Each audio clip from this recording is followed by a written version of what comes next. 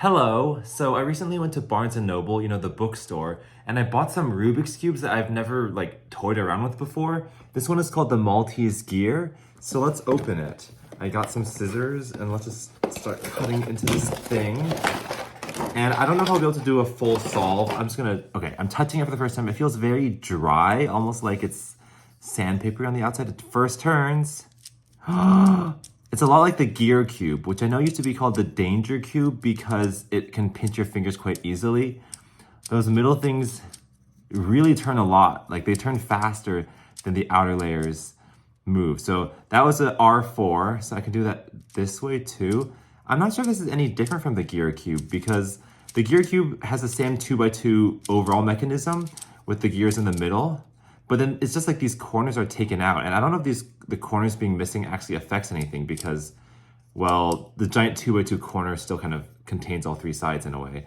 So I guess I'll try scrambling it and solving it. Well, first let's do a what do you call it? A checkerboard pattern where it's like you just do R2, F2, U2. I don't know if that creates a checkerboard pattern.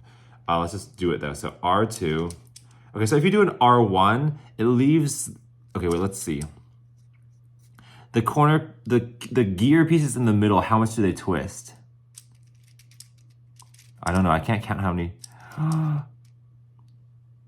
I guess it turns about, I would say 225 degrees. I don't really know.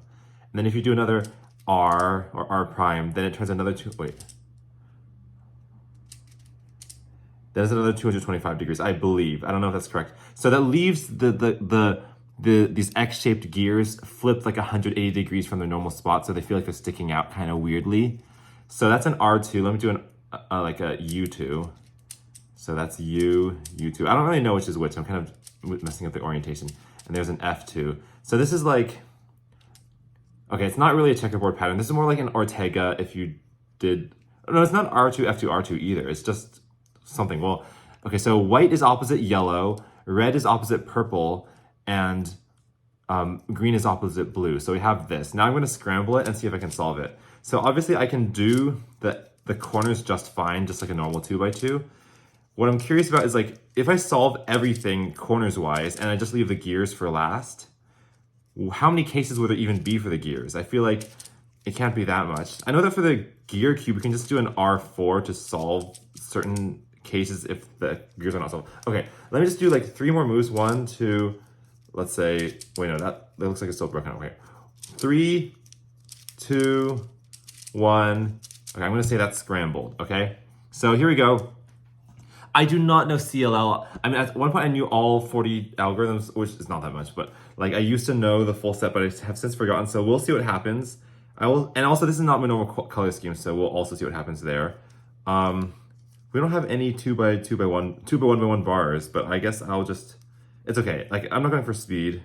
Let's start by doing, okay, I'll do Ortega because it's kind of just easier.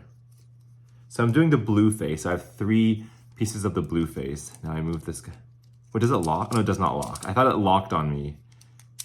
Insert the last blue face. So now the blue face is done. Now I'm going to do the green face. I have the fish shape with the diagonal oriented, and then these two are face out. So I'm going to do F. I could do sexy sled, inverse sledge, inverse sexy. I'll do that because that's 1 fewer move. So there's inverse sledge and then inverse sexy.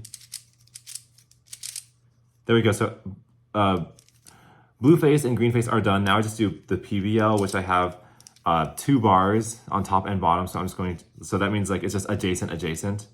So like this. We're getting close to finishing the corners, which is the 2x2. Okay, corners are done. Okay, so this is what the 2x2, if it was just a normal 2x2, I'd be done. But now we have the middle slice guys that are not correct. And I don't know exactly how to move them around because if I just do this, these guys in the middle section should be white, blue. Imagine on this slice, they should be yellow, blue, white, and green. But if there's a red gear on that slice, how do I get it out of there? I don't actually know. I don't want this video to be too long. I think I'll have to figure out how to solve this on my own time. These videos are not supposed to be tutorials or anything. It's just me kind of toying around with a new cube so you can see how they turn if you were ever curious, and it is quite fascinating. Maybe this is good ASMR. Actually, the close-up's not bad. Wow, iPhone 14. Looking pretty cool.